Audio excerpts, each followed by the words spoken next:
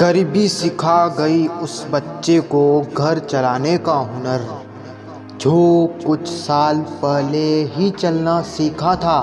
कभी खुद पे कभी हालात पर रोना आया, बात निकली तो हर एक बात पे रोना आया।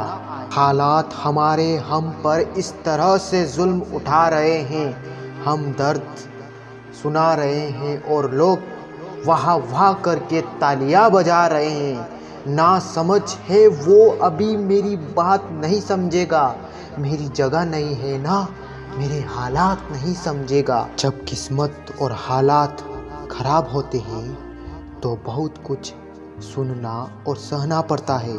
अगर हालात पर आपके गिरफ्तार मजबूत हैं तो सर उगलने वाले भी आपका कुछ नहीं बिगाड़ सकते। मुश्किलों को भी बता दो, उलझा ना करे हमसे, हमें हर हालात में जीना आता है।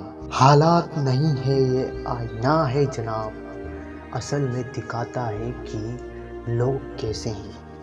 ए मंजिल के मुसाफिर, परिवर्तन से डरना और संघर्ष से कतराना मनुष्य की सबसे बड़ी कायरता है। जीवन का सबसे बड़ा गुरु वक्त होता है, क्योंकि जो वक्त सिखाता है वो और कोई नहीं सिखा सकता है।